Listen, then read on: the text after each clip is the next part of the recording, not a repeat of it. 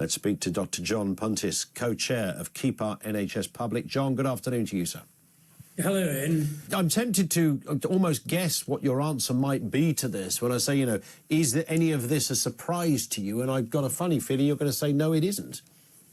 Well, I don't think it is a surprise, is it? And everyone knew that there was going to be a winter crisis because there always is. These accounts by the RCN are absolutely heartbreaking. And if you think of the suffering of patients and of staff, it's really terrible.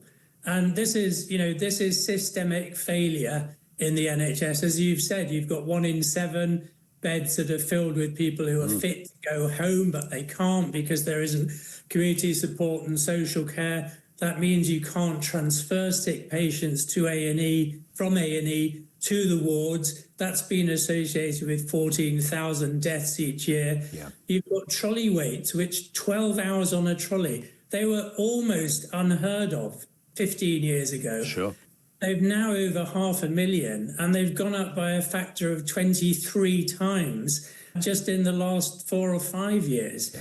Because A&E's full, you can't get patients in. And we heard yesterday in the press that ambulance crews are missing 100,000 999 calls every month because they're tied up with waiting outside A&E. So this is a catastrophic crisis in acute care, completely missed out by the recent announcements on the elective care recovery plan, so completely separate to that.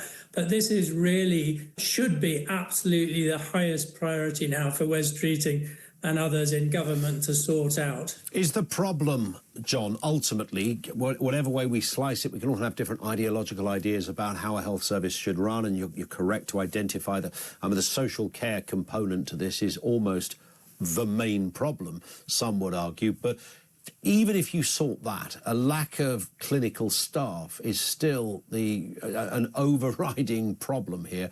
You could put as many scanning machines in there. You could even up the beds back to 1998 levels, nearly 300,000. You could do all of that stuff. But if you haven't got the staff to work within it, there's still a problem. Yeah, completely agree. So we have 107,000 staffing vacancies at the moment. I think 32,000 nurse vacancies, and that absolutely has to be addressed. We also don't have the room and the facilities, as we've heard from this report. And these were all things that were highlighted in the Darzi report, where he made some very useful and important observations. One is that there's been very little capital funding coming through. There's now a 14 billion maintenance deficit. We don't have the space to be able to deal with patients properly, as well as not having the staff. He also pointed out that if you think changing to some kind of different system was what was needed, pointing out that they were going to be more expensive, so you'd still end up spending more money. And he said, we can't afford not to invest in the NHS because of the impact it has on the population and the impact it has on the economy, all very important points.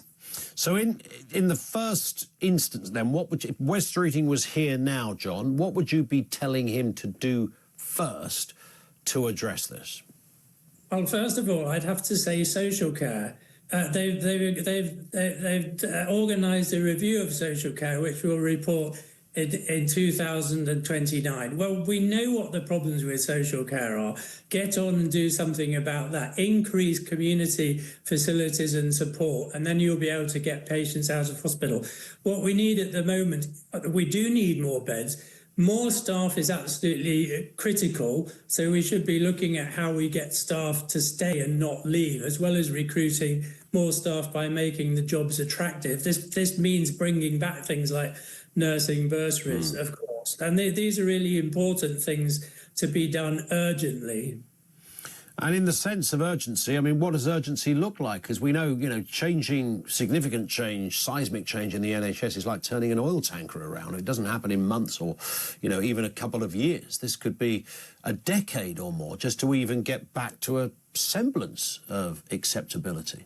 Well, one thing I have to say is to make some emergency funding available now.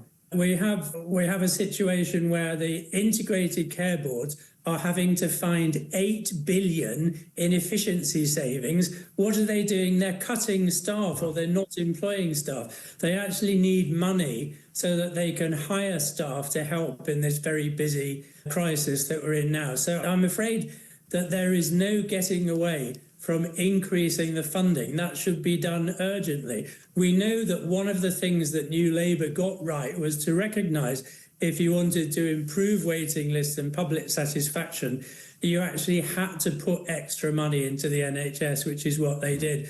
And it wasn't their deals with the private sector that made a difference. It was actually that increased investment.